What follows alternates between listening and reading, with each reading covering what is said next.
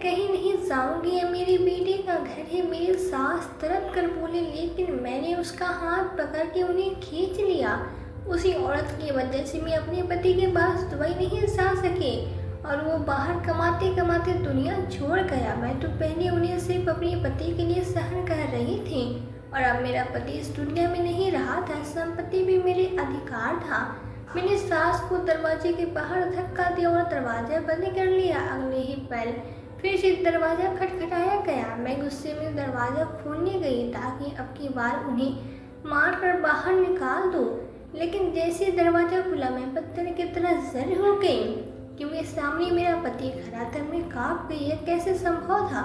मेरा पति तो मर चुका था। पवन, मैंने धीमे स्वर में उसका नाम पुकारा, लेकिन वो अजीब निगाहों से मुझे देखता हुआ अंदर चला आया।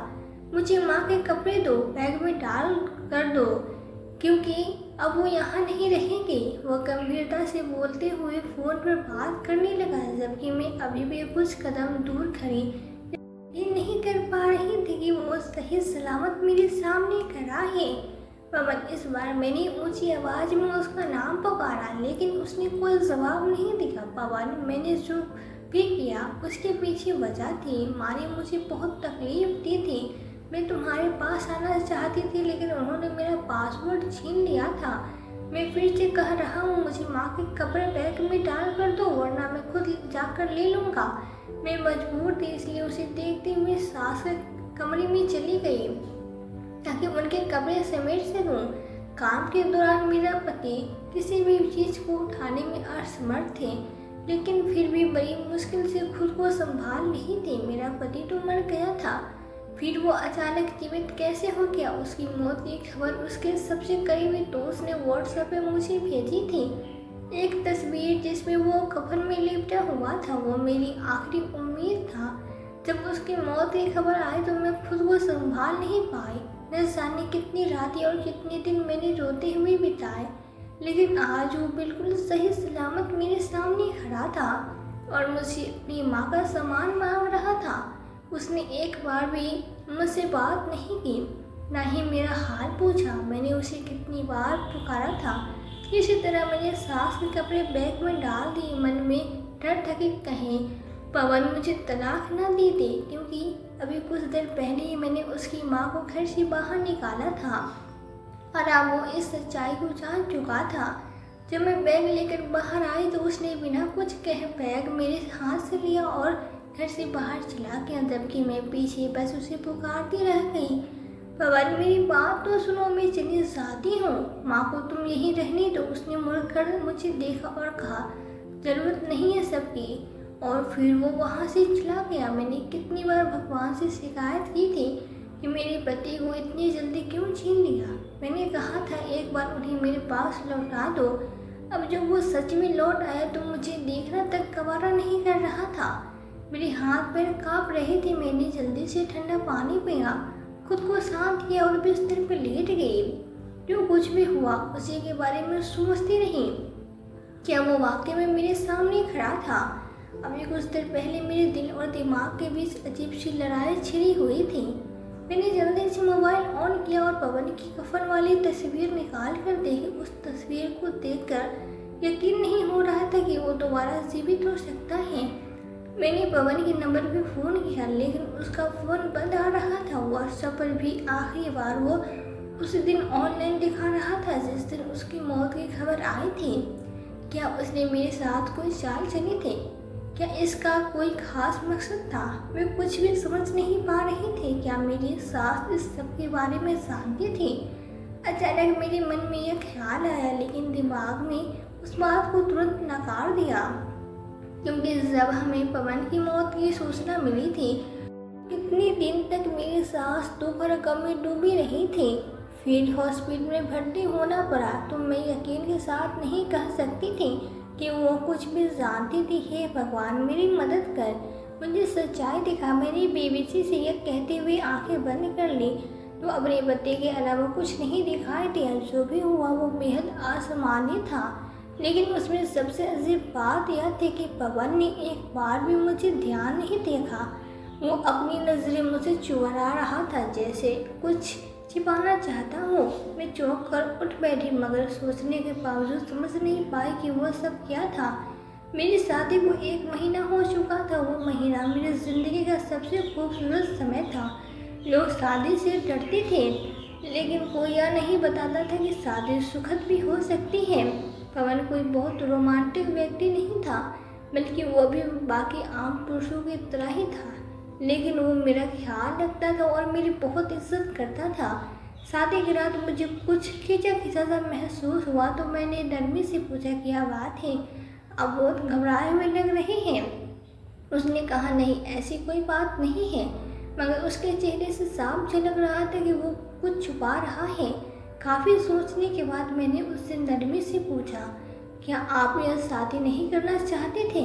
उसने चौंक कर मेरी ओर देखा और फिर धीमे से बोला, नहीं ऐसा नहीं है, लेकिन अब जो हो गया है उसे बदला नहीं जा सकता। मैंने कहा, पवन आप मुझे खुलकर बताइए कि आप किसी और से प्रेम करते हैं? मैं जितना शांत रह सकती थी रही। उसने कहा, नहीं ऐसा कुछ नहीं है, लेकिन वो बात करते समय हिचकिचा रहा था, जिससे मैं समझ गई कि शायद यही बात है। मैंने गंभीरता से कहा, जो भी हुआ इसमें हम दोनों की कोई गलती नहीं है। अब जिंदगी हमें साथ में गुजारनी है तो क्यों ना हम इसे अच्छे से जिए। भले आप उससे प्रेम करते हैं, लेकिन आप मेरी इज्जत तो कर सकते हैं और मैं भी आपकी इज्जत करूंगी। साथ हम अच्छे दोस्त बन सकते हैं। यह पहला और आखिरी मौका था जब मुझे अपनी ज़िंदगी का फैसला खुद करना था। अगर उस वक्त मैंने यह सब न कहा होता तो शायद पवन मेरा ख्याल नहीं रखता, न ही इज्जत करता। मेरी सहेलियाँ कहती थी मेरी बात करने का अंदाज बहुत प्यारा है, शायद वह उसी का असर था। पवन को मेरी बात समझ आ गई थी। उस दिन के बाद उसने मेरी बहुत इज्जत करनी शुरू कर दी और अच्छे से बात करता था। शादी की पहली रात जिस डरावने ख्यालों से मैं उलझी थी वे सब खत्म हो गए थे। अगले दिन मेरी सास ने बताया, उसे देखते ही मेरी बेटी ने कहा था कि वो इसी से शादी करेगा। यह सुनकर मेरा वो शिकवा भी खत्म हो गया कि वो किसी और को पसंद करता है। लेकिन मैं गलत थी, वो वाकई किसी और को पसंद करता था। उस समय मैं यह नहीं समझ पाई। शादी का 1 महीना हमने बहुत अच्छे से बिताया। सास ने भी परेशान नहीं किया, बस अपने काम से काम रखती थी। मुझे लगा जैसे शादी का सारा सुकून मेरी झोली में आ गिरा है। क्या मैं इतनी खुशकिस्मत हूँ? लेकिन यह सब मेरा भ्रम था, क्योंकि उसके बाद जो वो मेरी किस्मत नहीं हो सकता था।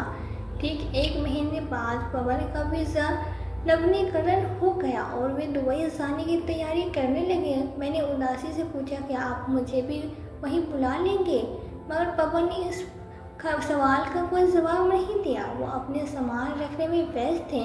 मैंने कहा, पवन मैं आपसे बात कर रही हूँ। मैंने खुद को नज़रअंदाज किया हुआ महसूस किया। उन्होंने मुस्कुराते हुए मेरी ओर देखकर बोले, पायल यह अभी संभव नहीं है। देखो हमने एक साथ कितना अच्छा समय बिताया है। मैं जल्दी वापस आ जाऊंगा। दूसरे देश में रखा है क्या है? उन्होंने कहा, अपना देश ही सबसे अच्छा होता है। अगर रोजगार की चिंता न होती तो मैं तुम्हें कभी छोड़कर नहीं जाता। जितना सुकून तुमने मुझे दिया है वो मुझे पहले कभी नहीं मिला। यह सुनकर मैं मुस्कुरा दी, लेकिन उस समय एहसास नहीं हुआ कि पवन ने बड़ी चालाकी से मेरे सवाल को टाल दिया था। जब मैं उनका सामान पैक कर रही थी तो मैंने देखा कि उनके बैग में औरतों के कपड़े रखे हुए थे, जूते भी थे। मैंने किसी महिला के लिए शॉपिंग की हो, यह देखकर मेरे हाथ पैर कांपने लगे। मुझ में हिम्मत नहीं हो रही थी कि मैं उस बैग को पूरा खोल कर देख सकूं, उसमें क्या क्या है। इसी दौरान पवन कमरे में आकर मुझे वो बैग देखते हुए देख चुके थे। उन्होंने कहा, देखो कोई गलतफहमी मत पालना, यह मेरी महिला दोस्त के हैं। उसे हिंदुस्तानी संस्कृति बहुत पसंद है, तो उसने मुझे पैसे दिए थे कि मैं उसके लिए कुछ खरीदारी कर लाऊं। यह कहते हुए उन्होंने अपना मोबाइल निकाला और मुझे दिखाया। उसमें एक सेट में हिंदुस्तानी मॉडल्स की तस्वीरें थी जिन्होंने उन्हें कपड़े पहन रखे थे। वह खुद देखकर मुझे भेजी थी। मैं चुप रही। मैंने पवन की बात का कोई जवाब नहीं दिया। तो उन्होंने नाराजगी से कहा, क्या तुम मुझे इस तरह विदा करोगी? अगर तुम मुझ पर भरोसा नहीं है तो मैं जाता ही नहीं। मैंने जल्दी से कहा, बस ऐसे ही मन थोड़ा परेशान था, अब ठीक हूँ, मुझे आप पर पूरा विश्वास है। बस आप अपना ख्याल रखना, ठीक है? उन्होंने बड़े प्यार से पूछा। मैं भी मुस्कुरा दी। मैं सोच नहीं सकती थी कि मेरा पति झूठ बोलने में इतना माहिर निकलेगा। उसने इतनी खूबसूरती से सारे झूठ बोले कि मैं पकड़ ही नहीं पाई। वो मुझसे मिलकर कमरे से चला गया तो मैं भी चादर ओढ़कर बाहर आ गई। हम सब उसे एयरपोर्ट छोड़ने जा रहे थे। मेरी जेठानी और सास दोनों साथ थी। पवन को छोड़ने मेरे ससुर भी जा रहे थे और गाड़ी किराए की लाई गई थी। अब इन सब के बाद मेरे लिए उसमें कोई जगह नहीं बची थी। सास ने जेठानी से कहा, वो तो जल्दी से बोली, नहीं मम्मी से, मैं घर पे नहीं रुकूंगी, मैं तो अभी छोटी हूँ। ऐसा करेगी भाभी को कह दे वो रुक जाए, हम वापसी में चाची के यहाँ भी जाएंगे। सास ने मेरी तरफ देखा तो मैं खामोश रही। मैं बस पवन की बोलने का इंतज़ार कर रही थी ताकि वो सबको बता सके कि मैं उनके साथ जाऊंगी। लेकिन पवन ने न तो मेरी तरफ देखा और ना ही मेरी बात की तरफ ध्यान दिया। मैं ऐसे हो गई जैसे मुझे जानते ही नहीं हो। मैं हैरान परेशान उन सब को गाड़ी में बैठते देखती रही। क्या मेरा पति इतनी जल्दी मुझसे दूर हो गया? वो सब चले गए तो मैं अंदर आकर बहुत ज़्यादा रोई। मुझे समझ ही नहीं आया कि मैं किस बात पे रो रही थी। क्या इसलिए कि पवन ने मुझे कोई महत्व नहीं दिया या इसलिए कि वो मुझे छोड़कर जा रहे थे? मैं कुछ नहीं कह सकती थी। मैं पूरे घर में बेवजह घूमती रही कि चैन नहीं मिल रहा था, इसलिए चुपचाप घर वालों के लौटने का इंतज़ार करने लगी। माँ का मोबाइल घर में ही रह गया था। मैंने देखा तो उस पर वीडियो कॉल आ रही थी। मैंने फ़ोन उठाया तो सामने पवन था। उसे देखकर मैंने तुरंत कहा, आपने मेरे साथ अच्छा नहीं किया, लेकिन उसने मुझसे बात करने के बजाय फ़ोन काट दिया। मेरी तो हालत ही बदल गई है सोच कर कि अभी कुछ ही देर पहले उसे घर से विदा किया था और वो मुझसे ऐसा व्यवहार कर रहा है। शायद वो हवाई जहाज़ में बैठ गया होगा, कभी माँ को फ़ोन करना चाहा होगा। मैंने भी फिर उसके बाद कोई कॉल नहीं की। जिस इंसान को मुझसे बात नहीं करनी थी, मैं क्यों उससे बात करूं? जब ज़रूरत होगी तो वो खुद ही कॉल कर लेगा। बाकी सभी लोग भी वापस आ गए थे मगर मैं भीतर से बिल्कुल बूझ चुकी थी। मैं मायके जाना चाहती थी मगर नहीं गई क्योंकि मैं अपने माता पिता को परेशान नहीं करना चाहती थी। पवन के जाते ही अगले दिन से मेरी सास का व्यवहार मेरे प्रति बिल्कुल बदल गया। पहले वो मुझे प्यार से बुलाती थी मगर अब उसके बोलने का अंदाज़ा सख्त हो गया था। अगर मैं कमरे में बैठी होती तो मुझे आवाज़ देकर बुलाती और कहती, सारा दिन बिस्तर पे पड़ी रहती है, कभी उठकर काम भी कर लिया कर। मैं उन्हें बताती कि मैंने आज क्या क्या काम किया है, लेकिन वो फिर भी किसी न किसी बात में मुझे डांट ही देती थी। उसका असर यह हुआ कि कुछ समय बाद मैंने उन्हें सफाई देनी ही बंद कर दिया। वो जो भी कहती मैं चुपचाप सुनती रहती। उधर पवन भी अब बहुत कम फ़ोन करते थे। अगर मैं उससे अपनी शिकायत करती कि आप अब पहले जैसे नहीं रहे या मुझसे बात नहीं करते तो वो आसानी से बात टाल देते थे। तुम्हें क्या पता पायल, बाहर जाकर काम करना कितना मुश्किल होता है। वैसे भी मैं किसी दफ्तर में नहीं बैठा कि जब फुर्सत मिली तो तुम्हें फ़ोन कर लिया। मैं गाड़ी चलाता हूँ और जब मेरे साथ यात्री बैठे होते हैं तो फ़ोन नहीं कर सकता। पूरे दिन में मुश्किल से थोड़ा समय निकाल कर अगर मैं तुम्हें फ़ोन भी कर लेता हूँ तुम्हारी शिकायतें शुरू हो जाती है। इस बात पे मैं चुप हो जाती क्योंकि वो बिल्कुल सही कहता था। हालांकि मैं भी अपनी जगह सही थी। एक तो मेरे पास मेरा पति नहीं था, दूसरा ससुराल वालों का व्यवहार भी बहुत ख़राब था। मेरे पति दिन भर में मुश्किल से 5 से 10 मिनट बात करते थे, उसमें मैं अपनी से परेशानी बताने लगती थी। इससे वो झुंझलाकर फ़ोन काट देते थे। इसका असर यह हुआ कि मैंने पवन से शिकायत करना छोड़ दिया ताकि उससे थोड़ा बहुत समय में बात करने को मिलता है उसमें हम सुकून से बात कर सकें। लेकिन मुझे यह नहीं पता था कि असली वजह मेरी शिकायतें नहीं थी बल्कि पवन की दिलचस्पी कहीं और थी। इसलिए वो मुझसे बहुत कम बात करता था। 3-4 महीने सब कुछ इसी तरह चलता रहा। सास का व्यवहार दिन प्रतिदिन और भी खराब होता गया और पवन जैसे बिल्कुल बदल ही गया था। मैं भी अब ज़्यादा उससे बात नहीं करती थी क्योंकि जब भी बात होती झगड़ा हो जाता था। वो मेरी वहाँ पहली दीवारी थी, लेकिन सास ने मुझे मायके नहीं जाने दिया। जब मैंने कारण पूछा तो वो इत्मीनान से बोली, अगर तुम चले जाओगे तो यहाँ का सारा काम कौन करेगा? मेरी अपनी बेटी की शादी हो चुकी है, अब उससे काम नहीं करवा सकती। मैंने कहा, लेकिन माँ, यहाँ शादी करने का मतलब यह तो नहीं कि मेरे पिछले सारे रिश्ते ख़त्म हो गए। मैं ज़्यादातर उनके जवाब नहीं देती थी, मगर वो यह बात ऐसी नहीं थी जिस पर मैं चुप रह सकूं। क्या मेरी खुशियाँ पर कोई अधिकार नहीं था? सास ने साफ कहा, पायल, तुम मायके नहीं जाओगी और यह बात दोबारा नहीं कहूँगी। वो अब बहुत आत्मविश्वास में थी, लेकिन मैंने भी मन में ठान लिया था कि मैं इस घर में उनसे शादी करके नहीं आई हूँ, मैं अपने पति से शादी करके आई हूँ। इसलिए मैंने पवन को बताने का फैसला किया कि मैं मायके जा रही हूँ, लेकिन यह बात मैंने सास से नहीं कही। शाम को पवन का फ़ोन आया तो मैंने उसे साफ साफ कह दिया कि मुझे मायके जाना है। शायद सास पहले उसके कान भर चुकी थी, तभी पवन ने सख्ती से मना कर दिया कि माँ की इजाज़त के बिना तुम वहाँ नहीं जाओगे। मैंने भी सहन करने की कोई कोशिश नहीं की और गंभीरता से कहा, ठीक है, तो आप यहाँ वापस आ जाइए, दिवाली हिंदुस्तान में मना लेते हैं तो मैं रुक जाऊँगी, वरना मुझे नहीं लगता कि इस बात के अलावा कोई और चीज़ मुझे मायके जाने से रोक सकती है। यह कहकर मैंने फ़ोन काट दिया और दिवाली मायके में मना आई, लेकिन ससुराल में किसी ने मुझसे बात नहीं की। मैं भी अब उन्हें उनके हाल पे छोड़ चुकी थी। आखिर कब तक उसकी गुलामी करती? क्या मेरी कोई अपनी ज़िंदगी नहीं थी? जब दोबारा मेरी पवन से बात हुई तो मैंने साफ कहा, मैं अपना गहना बेचकर दुबई आ रही हूँ, अब यहाँ और नहीं रह सकती। मैं आपसे शादी करके यहाँ आई थी, घर की दीवारों से नहीं। पवन चुप हो गया, फिर नरमी से बोला, ठीक है, आ जाओ, मैं पिताजी से कहता हूँ कि तुम्हारे गहनों का मोल लगवा कर बेच दे। वैसे भी मुझे यहाँ तुम्हारी बहुत ज़रूरत है, मैं यहाँ खुद को बहुत अकेला महसूस कर रहा हूँ। उस दिन वो बहुत बुझा बुझा सा था। मैंने उसी समय अपने गहने निकाले और ससुर से जाकर कहा, पिताजी, क्या आप यह बेच देंगे? सास भी पास बैठी टीवी देख रही थी, आश्चर्य से बोली, क्यों भाई, ऐसी क्या जरूरत पड़ गई सो तुम यह गहने बेचने की बात कर रही हो? क्या तुम्हारी माँ को तो नहीं चाहिए? हाँ भाई, अब उन्हें ही चाहिए होगा, वरना इस घर में मुझे नहीं लगता तुम्हें किसी चीज़ की कमी हो रही हो।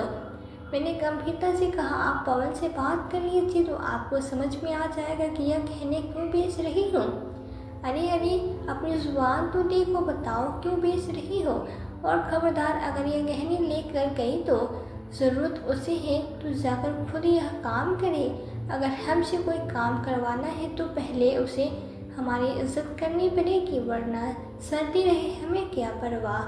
सास ने जो भी बात कही बेहद कड़वे लहजे में कही। मैंने सपाट स्वर में कहा, आपके बेटे के पास जाना चाहती हूँ, इसलिए मुझे पैसे चाहिए, अब यहाँ और नहीं रह सकते, और अगर रहना भी चाहूँ तो आपकी बातें मुझे सीधे से मार देगी। उस दिन मैं बहुत विचलित मनोदशा में थी और किसी का भी लिहाज नहीं रखा। यह सुनकर सास चिल की तरह झपटी और मेरे पास आकर एक जोरदार थप्पड़ मेरे चेहरे पे सट दिया और मेरे बाल अपनी मुट्ठी में पकड़ लिए, गालियाँ देने लगे। ससुर ने मुझे छुड़ाने की कोशिश की, मगर सास तो जैसे पागल हो गई थी। मैं किसी तरह अपने कमरे में वापस गई। मैंने पवन को फ़ोन करके सारी बात बताई तो वह चुप रहा। सास ने भी उसे फ़ोन करके अपना पक्ष रखा, जिसका नतीजा यह हुआ कि ठीक एक हफ्ते बाद मुझे पता चला पवन ने वहाँ दूसरी शादी कर ली। ये तो दुनिया ही उजड़ चुकी थी, जबकि सास बहुत खुश लग रही थी। अच्छा हुआ तेरे साथ यही होना चाहिए था, बहुत ज़रूरी था ना तुझे, मेरा पति करती फिरती थी। अरे तेरा पति नहीं, मेरा बेटा है वो, और मुझे तेरी औकात दिखाना हम बहुत अच्छे से जानती हैं। समझी। सास बरामदे में बैठी मुझ पर तंज कस रही थी, जबकि मैं टूटी बिखरी अपने कमरे में बैठी लगातार रो रही थी। आखिर मुझ में ऐसी क्या कमी रह गई थी? मेरा सेवा भाव क्या उसे दिखाई नहीं दे? क्या होता अगर वो मुझे बुला लेते? अगर उस दिन मैं अपने गहने बेचकर समय पे वहाँ पहुँच जाती तो शायद आज यह दिन न देखना पड़ता। मुझे यह सब मेरी सास की वजह से भुगतना पड़ा। मैं चुप रही। सबके साथ जब भी मुझे देखती तो अजीब व गरीब बातें करने लगती। मैं उसकी किसी भी बात का कोई जवाब नहीं देती थी, क्योंकि कुछ ही दिनों में मेरी नंद की शादी थी और मैं शादी से पहले घर में कोई तमाशा खड़ा नहीं करना चाहती थी। जल्दी सास भी अपनी बेटी की शादी में तैयारियों में व्यस्त हो गई और उनका ध्यान मुझसे हट गया। ना उन्होंने मुझे कोई सलाह ली, नहीं मुझे किसी बात में शामिल किया। लेकिन अब मुझे किसी बात की परवाह नहीं थी। जब मेरा पति ही मुझे ठुकरा चुका था तो इस दुनिया में मैं क्या उम्मीद करती। मैंने तो शादी के लिए नए कपड़े भी नहीं बनवाए, बस जो दहेज और शादी के कपड़े पड़े थे उन्हीं में से पहन लिया। जब से पवन की शादी की खबर मिली थी उसके बाद उन्होंने मुझे एक फ़ोन नहीं किया, जबकि मैं दर्जनों बार कॉल कर चुकी थी, मगर उन्होंने उठाना भी ज़रूरी नहीं समझा। मैंने भी हर तरह की कोशिश छोड़ दी और बैठकर अपनी किस्मत का तमाशा देखने लगी कि आखिर किस मोड़ पर ले जाएगी यह जिंदगी। मेरी ननद भी शादी हो गई और जो रौनक एकदम से घर में आई थी और जिससे व्यस्त होकर मैं अपने दुख भूल चुकी थी, वो सब अचानक फिर से याद आने लगा। मैं पूरा दिन घर के काम काज में व्यस्त रहती। एक काम खत्म होता तो दूसरा काम निकाल कर फिर से शुरू कर देती। इस सब का मकसद बस यही था कि मैं अपने मन की सोच में न पड़ जाऊं। उधर पवन अपनी माँ से लगातार बात करता था, वो बहुत खुश था। यह बात मुझे समझ आ चुकी थी। इन्हीं दिनों में मैं तलाक लेने के बारे में सोचने लगी थी, क्योंकि जितना कुछ मैं सहन कर रही थी अब मेरे लिए वो सब मुमकिन नहीं रह गया था। अगर उसे वहीं पर शादी करनी थी तो मुझे अपने घर की नौकरानी क्यों बनाया। अगर मैं उसे तलाक नहीं ले सकी, क्योंकि तभी पवन के बढ़ने की खबर हमें मिली। ये बाजार गई हुई थी, कुछ ज़रूरी सामान लेना था। वापस लौटी तो गली में रोने की आवाज़ सुनाई दी। हैरानी से इधर उधर देखा तो पता चला कि दरवाजे आवाज़ें हमारे ही घर से आ रही थी। हे भगवान, दिल में अजीब सी बेचैनी ने घिरी और मैं घर पहुंची तो पता चला कि आज सुबह पवन की मृत्यु हो गई। जब मेरी ननद ने यह बताया तो मुझे लगा शायद मैंने कुछ गलत सुन लिया है। क्या कह रही हो, किसकी बात कर रही हो? मैंने फिर से पूछा तो वो रोते हुए बोली, भाई अब इस दुनिया में नहीं रहे भाभी। वहीं पर मेरे हाथ में थमा हुआ सामान से भरा थैली नीचे गिर गया। मैं खुद को संभालते संभालते दीवार से जा टकरा गई। मेरी सास की हालत मेरी हालत से भी ज़्यादा खराब थी। वो बार बार बेहोश हो रही थी। मैं दौड़कर अपना मोबाइल लाई ताकि पवन को फ़ोन कर सकूं। मुझे यकीन था कि वो बिल्कुल सुरक्षित होगा। ज़रूर मेरी सास की कोई नई चाल होगी। मैं घबरा गई थी, कुछ भी समझ नहीं आ रहा था। जल्दी जल्दी कांपते हाथों से मैंने पवन का नंबर मिलाया, लेकिन वो बंद आ रहा था। श्रद्धा मेरे गले लगकर जोर जोर से रोने लगी। भाभी यकीन कर लीजिए, भाई अब नहीं रहे। हाय मेरा भाई में भी उसके गले लग गई और हम दोनों जोर जोर से रोने लगे। एक हफ्ता लगा हमें, पूरी तरह तो नहीं लेकिन काफ़ी हद तक हम संभल गए थे। एक हफ्ता बीता, फिर एक महीना गुजर गया। मेरी सास जो एकदम शांत हो गई तो वह फिर से बोलने लगी। एक रोज़ जब मैं खाना बना रही थी तो उन्होंने तीखे स्वर में कहा, तेरी वजह से मेरा बेटा इस दुनिया से चला गया। मैंने हांडी चूल्हे पे छोड़ी और गंभीरता से पूछा कि आपने मुझे जहर देते हुए देखा था? तो इस तरह निश्चित पूर्वक कह रही है। मैं बहुत गुस्से में थी। सास चुप हो गई, शायद मेरे लहजे से डर गई थी, क्योंकि जब से पवन की मौत की खबर मिली थी मैं खुद को बहुत बदला बदला महसूस कर रही थी। अब मैं किसी की परवाह नहीं करती थी। जो दिल में होता कह देती थी। कोई काम कहता तो साफ मना कर देती थी। ससुर तो पहले कुछ नहीं कहते थे, अब सास भी चुप रहने लगी थी। ननद अपने ससुराल में थी, शायद पवन की मौजूदगी की वजह से ही मैं चुप रहती थी। अब मेरे पैरों में किसी भी तरह की बेरियां नहीं थी। अगर मैं वहाँ थी तो उन लोगों को मेरा एहसानमंद होना चाहिए था। जब पवन वापस आया तो उस रोज़ मैंने सास को खाना दिया, जो उन्होंने गुस्से में ज़मीन पर पटक दिया और चिल्लाई, कब से देख रही हूँ, खाना बनाना ही भूल गई हो बेटा। मेरा मर गया और तुम्हारा दिमाग सनकी हो गया है।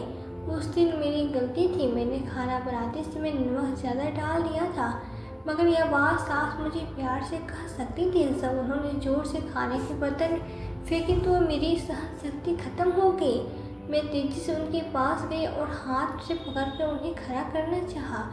वो घबरा गई तो बोली, क्या कर रही हो? मैं मैं बोली, आप बताइए, आप इतने समय से क्या कर रही हैं? जब से मेरे साथ ये हुई आप ये नाटक ख़त्म ही नहीं हो रही। पहले पति के साथ जाने न दिया, फिर जब उसकी दूसरी शादी हो गई तो बजाय दुखी होने के आप मुझे खुश होकर दिखाती रही।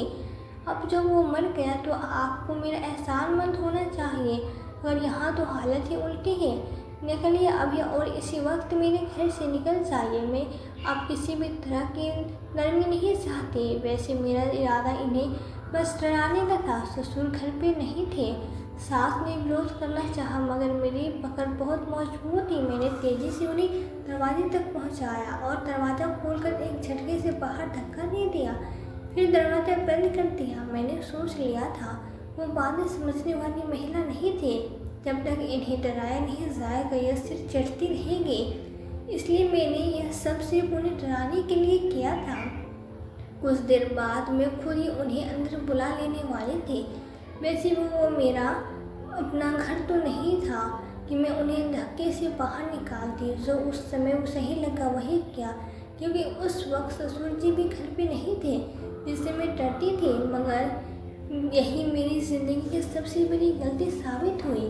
अभी सास को बाहर निकाले कुछ ही मिनट हुए थे, तब दरवाज़ा खटखटाया गया तो मैंने सोचा कि अभी ज़्यादा देर नहीं हुई है, उसे बाहर निकालते हुए तो क्यों न उसे अंदर बुला लो। लेकिन जैसे ही दरवाज़ा खुला मेरी सोचने समझने की सारी शक्ति खत्म हो गई। मुझे अपनी आंखों पर विश्वास नहीं हो रहा था कि जिस पवन के लिए हम सब घर वालों ने आंसू बहाए वो जिंदा था, और अब मुझसे बैग मांग कर न जाने अपनी माँ को कहाँ ले गया था।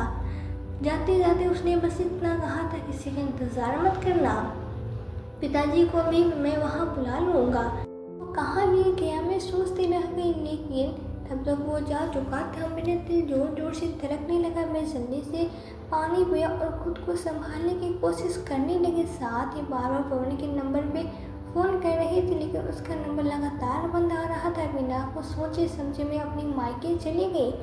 माँ मुझे देखकर बहुत हैरान हुई। उन्होंने पहले ही कितनी बार कहा था कि तुम यहाँ वापस आ जाओ, अब तुम्हारे ससुराल में कुछ भी नहीं बचा, न तुम्हारे कोई बच्चे हैं जिसकी खातिर तुम वहाँ रहो। लेकिन मैंने मना कर दिया था, मैं उन पर बोझ नहीं बनना चाहती थी।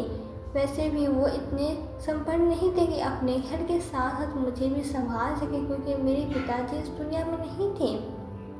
लेकिन अब जब मैं अचानक उनके पास पहुंची तो सब हैरान रह गए। घर में घुसते मैं माँ से लिपट के और फूट फूट के रोने लगी।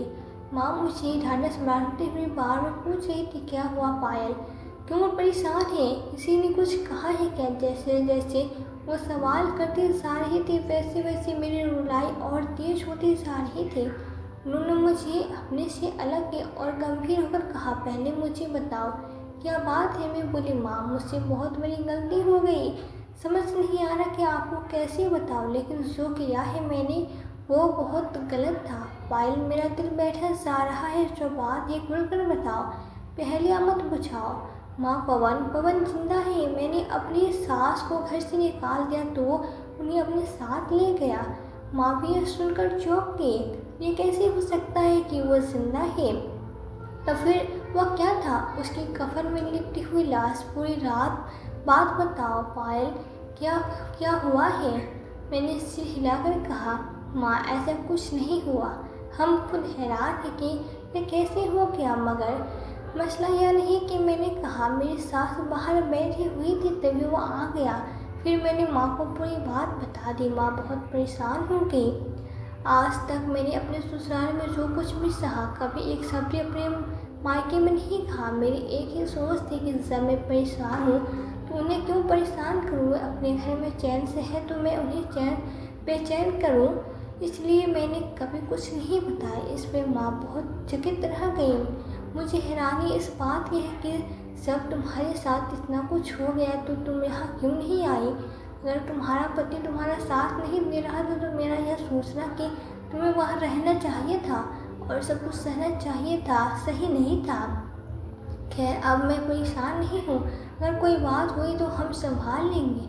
माँ की बात से मुझे बहुत हिम्मत मिली। एक दिन बीता, फिर अगला दिन भी वैसे ही बीत गया, लेकिन पवन ने मुझसे कोई संपर्क नहीं किया। मेरा मन बहुत बेचैन था। आखिरकार मैंने खुद ही पवन को फ़ोन किया, लेकिन उसका नंबर अब भी बंद आ रहा था। मैंने चादर ओढ़ी और रिक्शे में बैठकर ससुराल जाने लगी तो माँ ने रोक लिया। उन्होंने कहा, जब वो तुम्हें पूछ नहीं रहे तो तुम्हें क्या ज़रूरत है वहाँ जाने की। मैंने सिर हिलाते हुए कहा, आप बिल्कुल ठीक कह रही हैं, मुझे बिना वजह बेचैन नहीं होना चाहिए। लेकिन माँ, जब भी तो सोचे कि इतने महीनों में अपने पति की मौत का शोक मना रहे थे, वो जिंदा है ये जानकर मैं अपने दिल को कैसे शांत करूं। यह सहा नहीं जा रहा। उसने मुझे सीधे मुंह तक बात नहीं की, बल्कि देखा तक नहीं, जैसे मुझसे बच रहा हो। मैं बस ये पूछने जा रही हूँ कि अगर मेरे साथ यही सब करना था तो फिर शादी का दिखावा क्यों किया गया। आखिर मैंने कौन सा गुनाह कर दिया था जिसकी उसने मुझे इतनी बड़ी सजा दी। इस बात के बाद माँ ने मुझे बिल्कुल भी नहीं रोका और बहुत सारी सोचों को मन में लिए वहाँ पहुँच गई। लेकिन वहाँ एक बड़ा सा ताला लगा हुआ था जो मैंने ही लगाकर अपनी माँ के आई थी। यानी उस दिन जब पवन अपनी माँ को यहाँ से ले गया था, तब से अब तक वो वापस नहीं आए। हे भगवान, क्या करूँ, कहाँ जाऊँ। मेरा सिर दर्द से फटा जा रहा था, लेकिन कोई रास्ता समझ में नहीं आ रहा था। हाँ श्रद्धा, मुझे उसे फ़ोन करना चाहिए। अगर वो मेरी मदद नहीं कर सके तो कोई बात नहीं, कोई हल तो ज़रूर बताएगी। ये सोचते हुए मैंने अपनी ननद को फ़ोन मिलाया। पहली बार उसने फ़ोन नहीं उठाया, जिस पे मैं मायूस नहीं हुई और दोबारा नंबर मिलाया। 2 बेल के बाद फ़ोन उठा लिया गया। फ़ोन उठाते ही वो गंभीरता से बोली, जी भाभी, कोई काम था आपको। हालांकि सामान्य परिस्थितियों में वो मुझसे ऐसी बात नहीं करती थी। मैंने पूछना तो पवन के बारे में चाहा था, मगर मुझसे माँ का नाम निकल गया। माँ तुम्हारे पास है क्या? उसने कहा, मुझे नहीं लगता भाभी कि आपको माँ की परवाह होनी चाहिए। हाँ, वो मेरी ही तरफ है। श्रद्धा, मेरा यकीन करो, मैं माँ को तकलीफ़ नहीं देना चाहती थी, लेकिन उसकी जादरी मेरे ऊपर दिन ब दिन बढ़ती जा रही थी। मैंने यह सब सिर्फ इसलिए किया ताकि उन्हें एहसास हो कि मैं कोई भूत नहीं हूँ। भगवान गवाह है, मैंने उन्हें सिर्फ 5 मिनट के लिए बाहर निकाला था। जब उन्हें दोबारा अंदर लाने लगी तो सामने पवन खड़ा था। वे बोल रहे थे, जबकि वो चुपचाप मेरी पूरी बात सुन रही थी। फिर वो बोली, भाभी, क्या आप मेरे पास आ सकती हैं? हम यही बात करेंगे। मैंने कहा, मैं अभी आ रही हूँ। तुम जानती हो कि तुम्हारी मौजूदगी में माँ मुझ पर कितनी अत्याचार करती थी। फिर सोचूं, जब तुम यहाँ नहीं थे तब मेरे साथ क्या होता होगा। हाँ कहने के बाद मैंने खुद को सही ठहराने की कोशिश की, लेकिन श्रद्धा ने फ़ोन काट दिया। मैं धड़कते दिल के साथ फिर से रिक्शे में बैठ गई और भगवान से दुआ करने लगी कि सब कुछ ठीक हो जाए। वहाँ पहुँची तो मेरी सास, श्रद्धा और पवन सिर्फ एक ही कमरे में मौजूद थे। मुझे क्यों लग रहा था कि जैसे मैं किसी अदालत में खड़ी हूँ। मैंने भी पवन को देखकर नज़रअंदाज किया। अब बताइए जो भी बात है, मैंने गंभीरता से कहा। तुम भी जानती हो और यहाँ मौजूद सभी लोग जानते हैं, जब पवन की मृत्यु की सूचना मिली तो मैं वो घर नहीं छोड़ा। भले ही वो मेरी संतान नहीं थे, फिर भी मैंने घर इसलिए नहीं छोड़ा ताकि यहाँ दोनों अकेले न पड़ जाए। पिताजी ने तो कुछ नहीं कहा, लेकिन माँ ने कभी भी कोई मौका नहीं छोड़ा जब उन्होंने मेरी बेइज्जती न की हो। मैंने जो किया वो इसलिए किया ताकि उन्हें उसके किए का एहसास हो।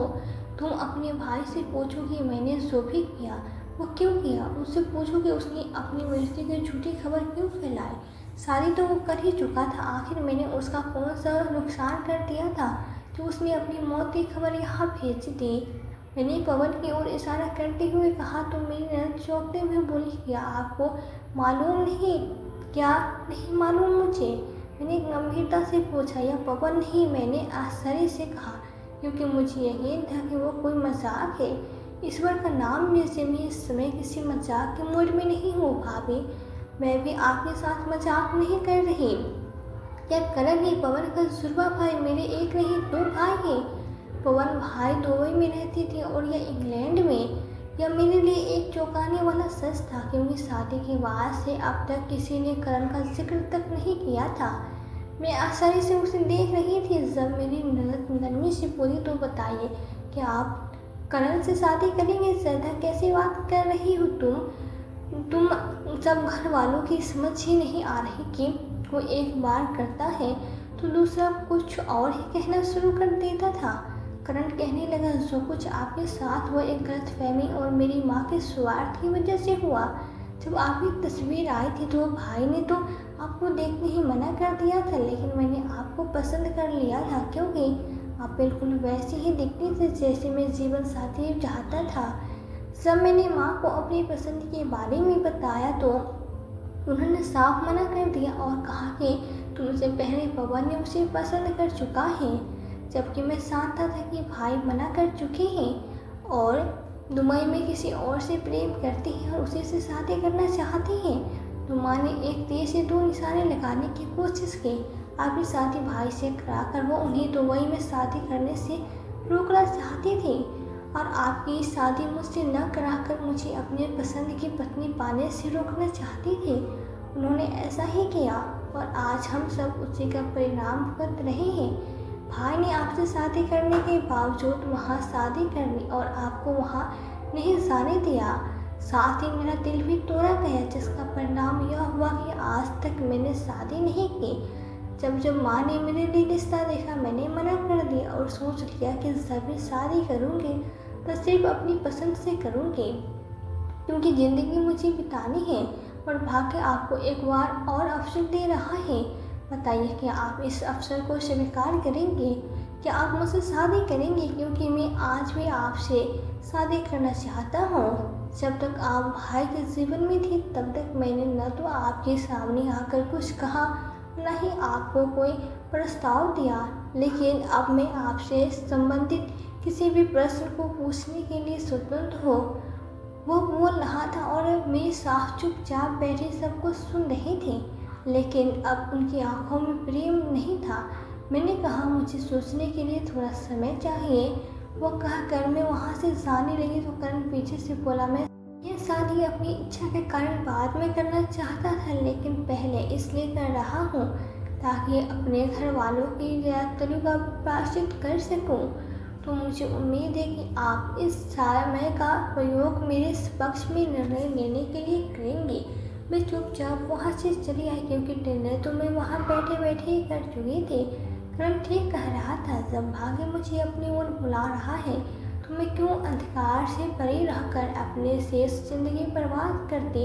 मैं फिर से अपनी मायके आ गई और अपने कमरे में आई, दरवाज़ा बंद किया। कुछ देर तक यूं ही खामोश बैठी रही। दिल की धड़कन अब भी सामान्य नहीं हो पाई थी।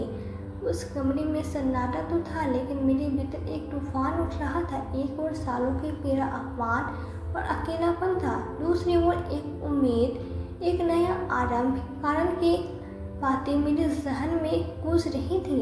वो हर शब्द सच्चे मन से बोल रहा था और उसकी आंखों में मैंने जल नहीं बल्कि सम्मान और अपनीपन की झलक देखी थी। क्या यह वही घर था जहाँ मुझे किसी अपने की मौजूदगी साबित करनी पड़ती थी? आज वहाँ से किसी ने मुझे अपनेपन की बात की थी, मेरी मर्यादा को लौटने की बात की थी। मैंने पिताजी की तस्वीर के सामने दीपक जलाया और चुपचाप बैठ गई। पिताजी हमेशा कहता था, पायल, औरत का सबसे बड़ा सहारा उसका आत्मसम्मान होता है। शादी परिवार सब तभी अर्थ रखते हैं, सब उसमें इज्जत हुआ। मैंने मन ही मन पिताजी से पूछा, क्यों मैं करण से शादी कर लूँ? पिताजी, क्या यह सही निर्णय होगा? जवाब तो नहीं आया, लेकिन दिल को एक शांति सी मिली, जैसे कोई अदृश्य हाथ मेरी पीठ थपथपा रहा हो, कह रहा हो, अब देर मत कर पाया, तू और सहने के लिए नहीं बनी, तू जीने के लिए बनी है। दूसरे दिन सुबह होते ही मैं एक साड़ी पहनी, बालों को हल्के से समेटा और बिना किसी बनावटी बन के उस घर लौट आई जहाँ अभी एक निर्णय मेरा इंतजार कर रहा था। दरवाज़ा सरदार ने खोला। उसकी आंखों में आज कोई नाराजगी नहीं थी, बस आशंकाएं थी। क्या जवाब लाई भाभी? मैं मुस्कुराई और पूरे आत्मविश्वास के साथ अंदर चली गई। सब लोग उसी कमरे में बैठे थे। करण खड़ा हुआ लेकिन कुछ बोला नहीं, जैसे वो भी मेरे जवाब को बिना शब्दों के समझना चाहता हो। मैंने सबसे पहले अपनी सास की ओर देखा। उनकी आंख आज भी कठोर थी, लेकिन उसमें पश्चाताप की परछाई साफ थी। मैंने कहा, हाँ, मैं करण से शादी करने के लिए तैयार हूँ, लेकिन एक शर्त है। सब चौंके। करण ने गंभीरता से पूछा, कौन सी शर्त? इस बार यह रिश्ता सिर्फ मैं और तुम्हारे बीच होगा, इसमें कोई झूठ, कोई दबाव, कोई स्वार्थ शामिल नहीं होगा। हम इस घर को फिर से इंसानियत और प्यार से भरेंगे और जो कुछ भी पीछे रह गया उसे हम वहीं छोड़ देंगे। अतीत के किरण की आंखें नम हो गई।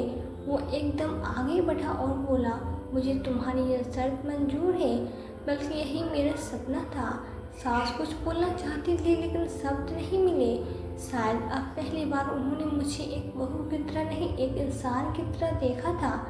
उस दिन मैंने महसूस किया कि ज़िंदगी हमें कई बार गिराती है, लेकिन अगर हम खड़े होने का साहस रखें तो वो हमें फिर से ऊंचाई तक पहुंचाने से नहीं कतराती। और उस दिन मैंने तय किया, अब मैं सिर्फ किसी की पत्नी या बहू नहीं बनूंगी, मैं अपनी ज़िंदगी की रचनाकार बनूंगी अपनी शर्तों पर। तो दोस्तों, यह कहानी हमें सिखाती है एक औरत का सबसे बड़ा सहारा उसका आत्म सम्मान होता है। दूसरे रिश्ते तभी टिकते जब उसमें ईमानदारी, विश्वास और आपसी सम्मान हो।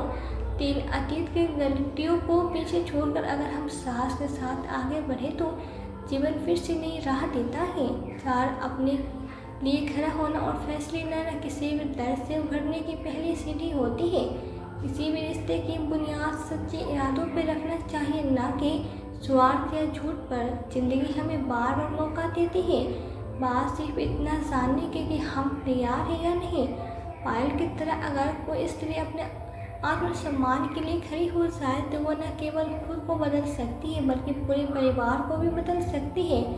दोस्तों, यह थी आज की कहानी। इस कहानी के बारे में आपकी क्या राय है यह कमेंट बॉक्स में ज़रूर बताएं। अगर कहानी पसंद आई हो तो वीडियो को लाइक करें और सानिया वॉइस स्टोरी चैनल को सब्सक्राइब करें और बेल आइकन पे क्लिक करके इसे ऑल पे सेट करें ताकि आपको नए वीडियोस की सूचना तुरंत मिल जाएगी। धन्यवाद।